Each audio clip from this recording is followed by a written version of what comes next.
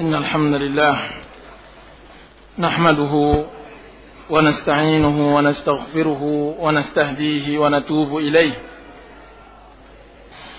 ونعوذ بالله من شرور أنفسنا ومن سيئات أعمالنا من يهد الله فلا مضل له ومن يضلله فلا هادي له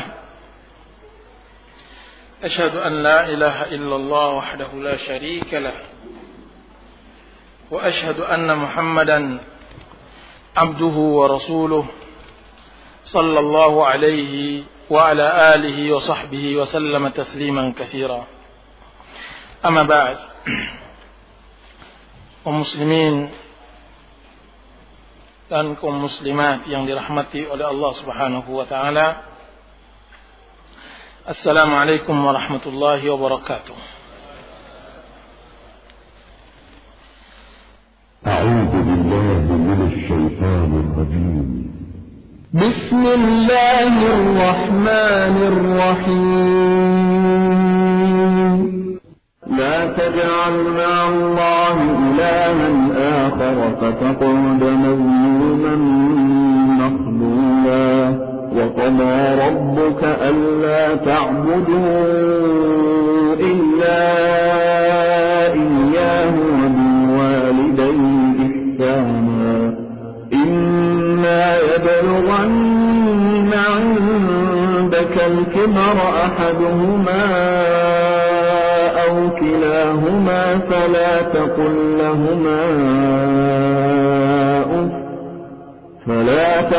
لهما أف ولا تنهرهما وقل لهما قولا كريما.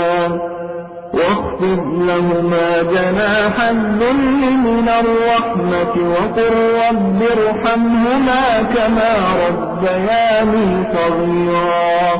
ربكم أعلم بما في نفوسكم إن تكونوا صالحين فإنه كان للأوابين غفورا. وآت ذا القربى حقه والمسكين وابن السبيل ولا تبذر تبذيرا. إن المبذرين كانوا إخوان الشياطين وكان الشيطان لربه كفورا. وإما تعرضن عنهم ابتغاء رحمة من ربك ترجوها فقل لهم قولا ميسورا. Pada pertemuan kali ini kita masih membahas tentang tadabbur Al-Quran kita, yaitu surat Al-Isra. Sekarang pada ayat ke-22 sampai seterusnya. Al-Isra ayat 22. A'udzu billahi minasyaitonir rajim. Bismillahirrahmanirrahim. لا تجعل مع الله إلها آخر فتقعد مذموما مخذولا. وقضى ربك ألا تعبدوا إلا إياه وبالوالدين إحسانا. إما يبلغن عندك الكبر أحدهما أو كلاهما فلا تقل لهما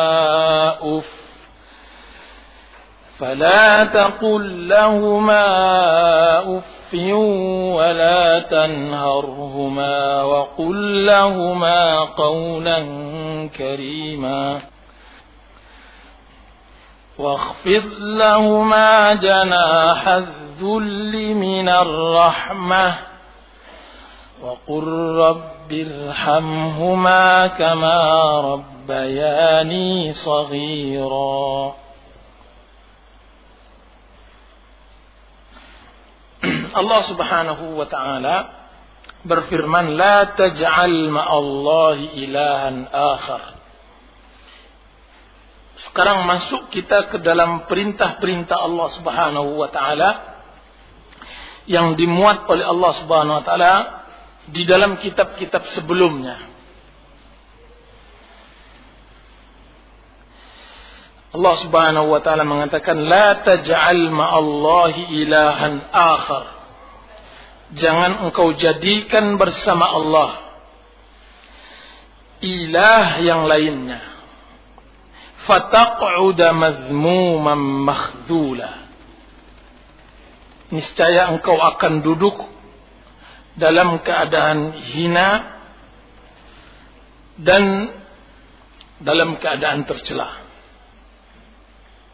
Allah Subhanahu wa taala memulai perintah di dalam surat Al-Isra ini dengan memberi peringatan agar jangan jatuh ke dalam syirik kepada Allah. Karena syirik akan menghinakan seseorang, akan membuat dia tercela sepanjang zaman.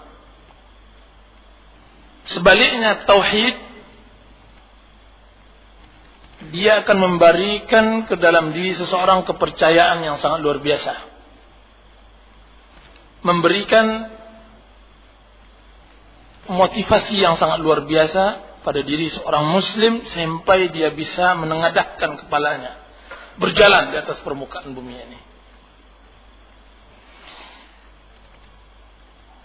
Oleh sebab itu kita lihat bagaimana perbedaan jauh antara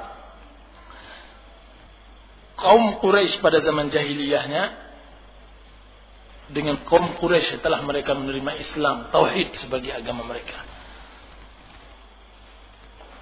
Lihat bagaimana mereka dijadikan bahan permainan oleh dua kerajaan besar pada waktu itu. Dan salah satu bentuk bahan permainan mereka adalah yaitu pasar ukar, yang mana kaum Quraisy di sana bertarung dan dijadikan bahan olok-olokan dan semacamnya bagi orang-orang Romawi atau maupun Persia. Kan tapi ketika Islam sudah masuk ke dalam diri mereka, tauhid membuat kepercayaan diri yang sangat luar biasa.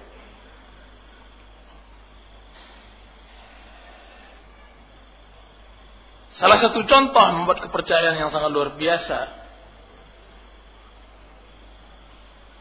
3 delegasi yang dikirim oleh Sa'ad bin Abi Waqqas ke Kaisar, atau tepatnya ke Panglima Rustum, yang mana Rustum mau mengundur-undurkan waktu supaya jangan terjadi peperangan di Qadisiyah. Coba lihat bagaimana salah seorang mereka datang dengan membawa kuda dekilnya, pakaian yang lusuh. Kemudian dia masuk dengan kudanya, dengan wibawanya begitu, dan menabrak apa yang ada di hadapannya dari permadani, dari bantal-bantal yang indah. Kemudian dia dengan mudahnya dikatakan ketika diberhentikan oleh penggawa, "Saya diundang oleh raja kalian. Kalau kalian tidak menerima saya akan pulang." Sehingga Rustum mempersilahkan untuk masuk. Apa kata Rustum untuk menjatuhkan mental? Sebagaimana yang terjadi banyak delegasi-delegasi di setiap negara. Apa katanya? Kami tahu bahwasanya kedatangan kalian ke sini karena mata pencaharian kalian di padang pasir tidak mencukupkan untuk hidup kalian. Oleh karenanya, engkau sebagai delegasi, kata Rustum, kami akan berikan kepada panglima kalian sebanyak ini uang, kepada bawahan panglima sebanyak ini, dan prajurit biasa sebanyak ini. Setiap tahunnya, pulanglah. Kan tapi apa yang dijawab oleh salah seorang sahabat Rasulullah SAW tersebut? Jawaban yang sangat luar biasa yang membuat menggigil orang-orang kufar. Apa katanya? Sesungguhnya Kami keluar dari negeri Arab kami karena kami mendengar bahwasanya darah orang putih manis dan kami ingin merasakannya. Izzah yang sangat luar biasa. Itu terjadi juga dialog antara Kaisar Romawi dengan kaum muslimin. Sampai Romawi melihat kegagahan kaum muslimin tersebut. Kalau tidak salah saya, surat yang dikirim oleh Rasulullah melalui tangan Hudzaifah. Dan dia marah besar kepada menteri-menterinya. Lihat mereka, pakaian mereka begitu, akan tapi wibawa dan percaya diri sangat tinggi sekali. Kalau mereka memang melakukan hal yang seperti itu, demi Allah sebentar lagi mereka akan menguasai tanah yang aku injak sekarang ini. Coba lihat bagaimana tauhid membuat mereka percaya diri, tidak hina. Berbeda dengan orang kufar dan orang-orang lain. Semakin mereka berpaut, semakin mereka terikat dengan sesuatu yang tidak mulia, yang tidak mempunyai kesempurnaan, maka sejauh itu pula mereka akan hina.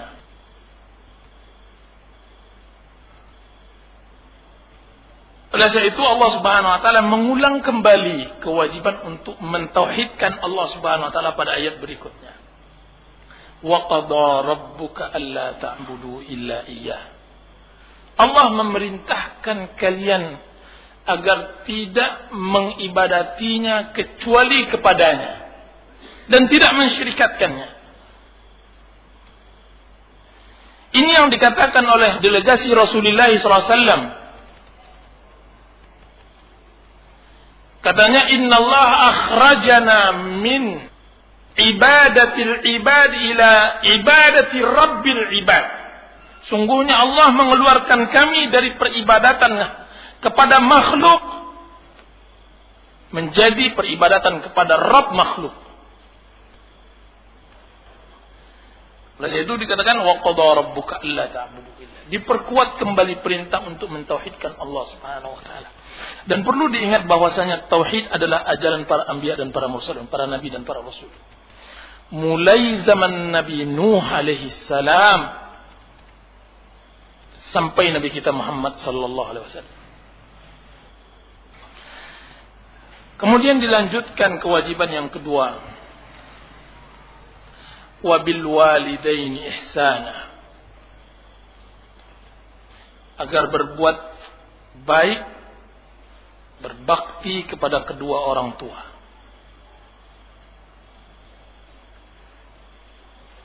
Dan ini sangat luar biasa. Di dalam Al-Quran, hubungan antara ayah dengan anak ada dua macam perintah. Jika seandainya Allah berbicara kepada seorang anak, Allah memerintahkan untuk berbakti kepada orang tuanya, berbuat baik. Akan tapi jika seandainya Allah berbicara kepada ayah untuk anaknya, maka Allah memerintahkan bahwa janganlah kalian jadikan anak kalian fitnah. Bukankah Allah Subhanahu wa taala yang mengatakan innama amwalukum wa auladukum fitnah? Sungguhnya anak-anak kalian, harta-harta kalian adalah fitnah. Apa hikmah dari ini? Seorang ayah tidak boleh mencintai lebih kepada anaknya. Sebaliknya seorang anak tidak boleh membenci begitu kepada ayahnya. Karena sudah begitu berlalu, setiap anak biasanya tabiatnya adalah durhaka kepada orang tuanya. Kebalikannya, setiap ayah kebiasaannya begitu cinta kepada anaknya. Nah, yang itu diberikan peringatan dan yang ini juga diberikan peringatan. Jangan sampai seorang ayah terlampau mencintai anaknya sampai dia membuat kekufuran. Sebagaimana jangan sampai seorang anak durhaka kepada orang tuanya sehingga membawa dia kekufuran. Dan tidak dibalik oleh Allah Subhanahu wa taala agar kalian berbuat baik kepada anak dan kalian jangan terlampau mencintai orang tua. Itu enggak ada di dalam syariat. Kenapa? Karena memang tabiat manusia tidak menghargai orang tuanya. Dan tabiat manusia mencintai anaknya. Dari situ Allah Subhanahu wa taala katakan wabil walidaini ihsana. Sebuah hadis yang sangat menakjubkan saya. Yang diriwayatkan oleh beberapa sanad yang mana maknanya yaitu sungguh celaka seorang anak yang mendapatkan kedua orang tuanya kan tapi dia tidak memasukkannya ke surga. Sungguh merugi seseorang anak yang mempunyai kedua orang tuanya. Dalam satu riwayat disebutkan yang mempunyai salah satu kedua orang tuanya. Kemudian fasilitas untuk mudah ke surga dia tidak mau masukkan surga. Bahkan hadis masalah puasa juga kita dengar. Hadis tentang doanya Jibril yang mengatakan, ya Allah jangan terima kepada orang tua. Diaminkan oleh Rasulullah SAW. Dan saya tidak melihat memang jalan terdekat untuk menuju surga bagi anak pada zaman kita sekarang kecuali berbakti kepada kedua orang tuanya. Di saat pembangkangan terhadap orang tua sudah banyak. Di saat banyaknya orang-orang yang durhaka kepada orang tua, bahkan membunuhnya.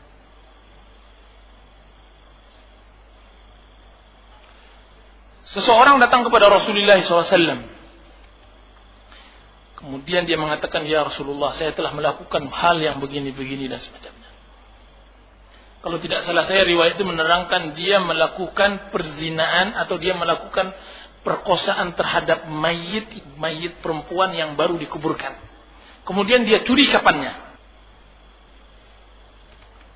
Dosa besar itu. Mayit yang mestinya manusia jijik untuk melakukan perlakuan hal yang tidak senonoh seperti itu, dia yang melakukan. Kemudian setelah itu diambil lagi kapannya. Kemudian dia mengatakan kepada Rasulullah, saya telah melakukan dosa yang tidak terampunkan ya Rasulullah. Apakah ada apakah ada sarana untuk bisa minta taubat? Apa kata Rasulullah SAW? Apakah engkau masih mempunyai ibu?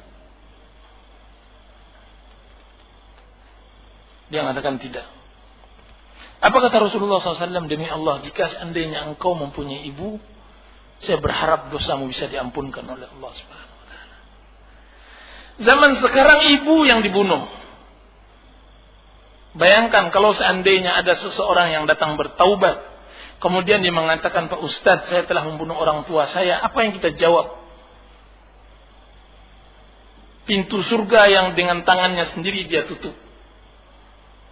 Dan pintu neraka dengan tangannya sendiri dia buka. Nyaris, kalaulah ada sepadanan dosa dengan syirik, maka saya tidak melihat durhaka, apalagi membunuh orang tua adalah padanannya. Oleh sebab itu, wabil walidaini ihsana. Disebutkan orang Badui, orang Arab, seorang Arab ingin melihat orang yang paling berbakti kepada orang tuanya. Dan dia ingin tahu juga orang yang paling durhaka kepada orang tuanya. Berjalan dia dari kampung ke kampung, dari Badui ke Badui. Terus dia dapatkan seorang anak menggendong ayahnya, menggendong ibunya untuk bisa haji ke Mekah dengan kakinya. Dia mengatakan itulah anak yang paling berbakti kepada orang tua. Kemudian setelah dia berjalan lagi, dia dapatkan seseorang yang paling durhaka kepada orang tuanya. Apa yang dia lihat? Dia melihat seorang anak muda bertengkar dengan yang tua, yang kiranya yang tua itu adalah ayahnya. Kemudian pertengkaran berakhir dengan pengangkatan ayah oleh si anak. Diangkatnya ayahnya, digendongnya, kemudian diletakkannya di tepi jalan. Kemudian dia berlari ke pintu, kemudian ditutupnya pintu kuat-kuat. Setelah itu dia buka dan dia mengatakan, ayah. Ayahnya di tepi jalan. Ayah, kata. Sesungguhnya engkau dahulu melakukan ke kakek saya, ke ayah dia, ayah bapak yang tadi itu. Engkau letakkan kakek saya dulu di pintu. Nah sekarang saya ingin mengasih engkau bonus. Daripada saya letakkan engkau di pintu, aku letakkan engkau di tepi jalan. Melebihi dari engkau meletakkan kakek saya dahulunya. Wa kama tadinu tudan. Sebagaimana engkau diperlakukan oleh anak begitu, karena kesalahan engkau juga melakukan orang tua begitu dahulu. Oleh sebab itu sangat berbahaya memang seseorang durhaka kepada orang tuanya, karena dia akan merasakan bagaimana perihnya hati orang tua ketika masa-masa tuanya dia bisa meneteskan air mata kena ulah anaknya. Terasa dia akan kesalahan-kesalahannya.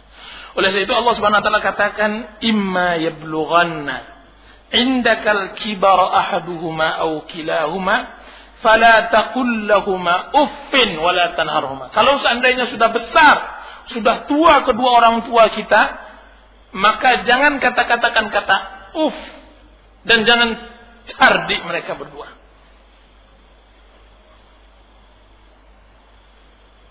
Orang tua yang sudah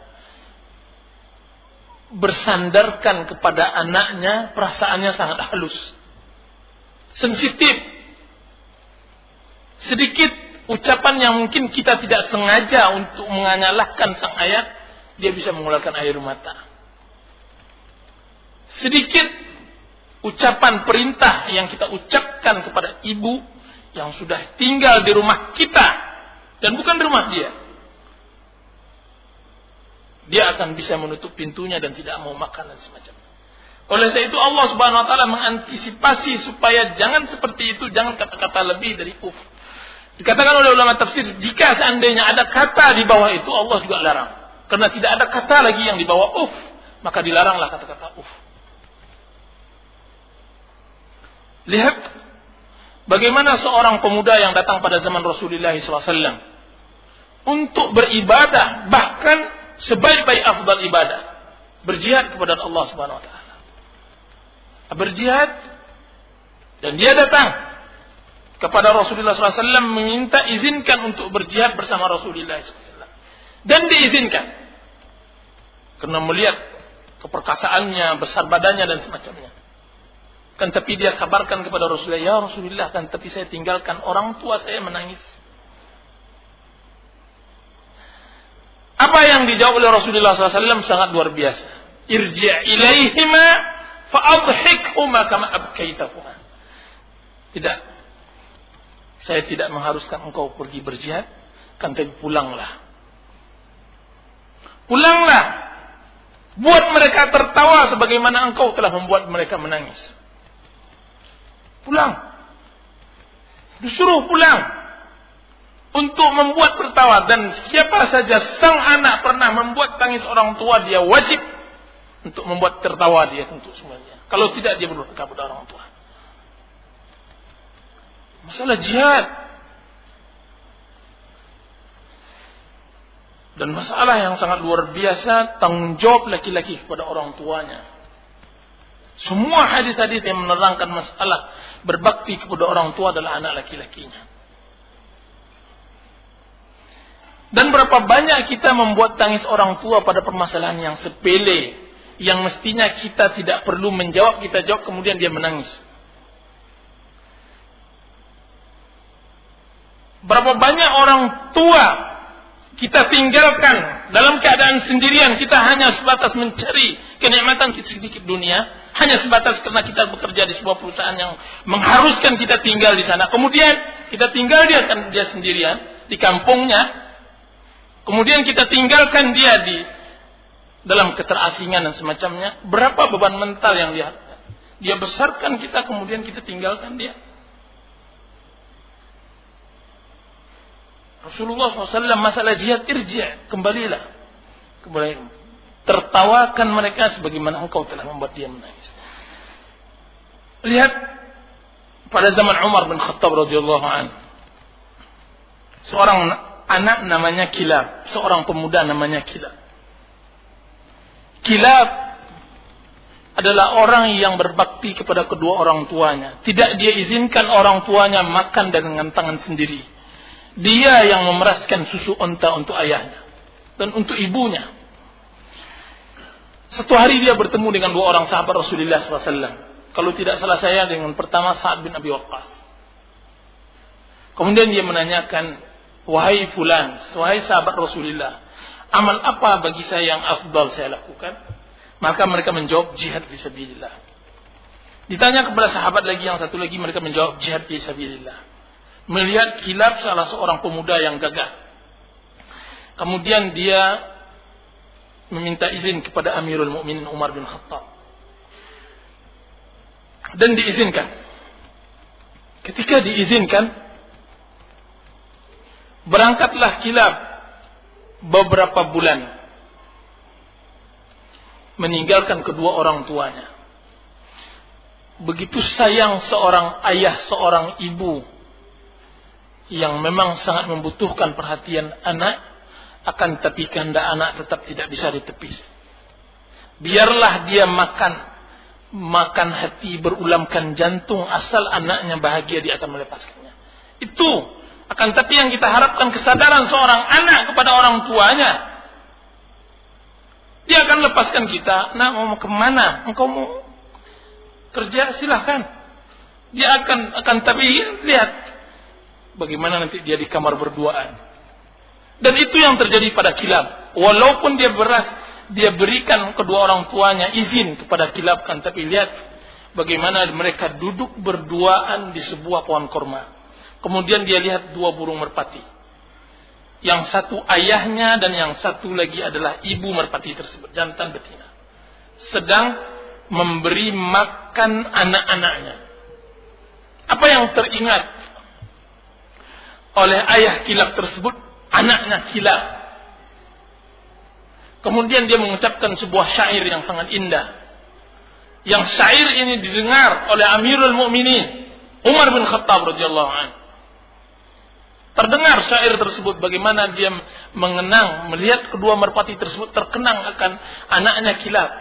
Akhirnya secara diam-diam diperintahkanlah oleh Amirul Mukminin Umar bin Khattab untuk mendatangkan kilab segera dan tidak boleh terlambat.